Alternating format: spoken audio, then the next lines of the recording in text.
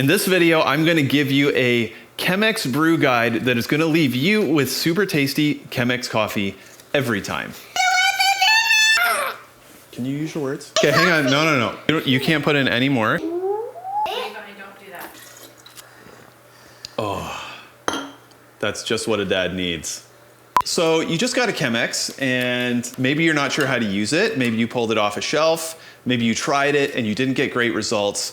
Well, this Chemex recipe is gonna leave you with super tasty coffee. You're gonna love it. First thing you need to know about the Chemex is the Chemex is very reliant on Chemex filters.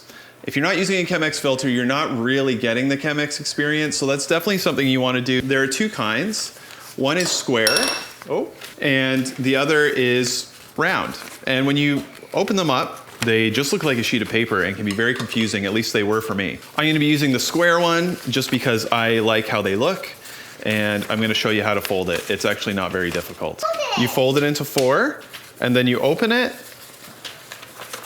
so that you have 3 layers on one side and 1 layer on the other side, and you put the 3 layers on the same side as your spout. Not too hard, but definitely confusing if you've never used a Chemex before. Next thing you wanna do is you want to pre-wet your filter. This gets rid of like any papery taste off of the manufacturing process, and also starts to preheat your Chemex as well. Despite what you may think, there's not really a lot of difference between the brown filters and the white filters in terms of taste, so don't sweat that too much. Once all the water's through, you're gonna dump it out. So once you pre-wet your filter, you're gonna start with 30 grams of ground coffee, very coarse, and you're gonna preheat your kettle to 200-ish degrees. You can go a little bit hotter if you want. So I'm gonna dump in my beans. You just wanna make a little divot in there with your finger, nothing too crazy, just to help the water get down to the bottom.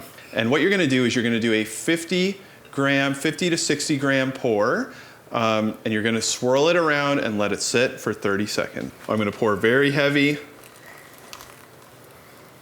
Do I have to do that too? Yeah, you can pour. Okay. I was a little heavy on that pour. You're gonna swirl it around just like that. You're gonna let that sit for 30 seconds. I can do it. Then at 30 seconds, you're gonna start a second pour, and you're gonna pour all the way up to 300 grams total water. I'm gonna go fairly heavy on this pour, because I want it to really agitate the grounds in there. I'm making coffee! It's done. So now that I've done my first pour, I'm gonna let all the coffee just kind of settle right down. It should take a couple minutes, so that's totally fine. And if you haven't already, this is a great time to subscribe to my channel. We're just gonna wait for that coffee to draw down. I got some yummy coffee for you, Mommy! Once the coffee is fully drawn down like this, you're gonna start your second pour. And you're gonna pour very slow, very low agitation. My second pour. And you're gonna pour all the way up. You do my second pour. Yeah, you can do it in a minute. You're gonna pour all the way up to 500 mils total water weight from where you started. Now the last 10, 15 seconds of your pour, you're gonna pour directly into the center. Daddy, I ran out of water. Just like that, until I'm all the way up to 500 mils total water. You got some of my water. Uh-oh, it's all gone. When you're doing those pours, don't wash the stuff off the side, because that's not gonna help you. That's gonna make your Chemex stall probably. And then you just wait for it to finish up, and it should finish up somewhere around the 4 to 5 minute mark, and you'll have a very tasty cup of coffee. When you're all done, you can get rid of your filter, and that should leave you with 2 or more very good cups of Chemex coffee. Wait.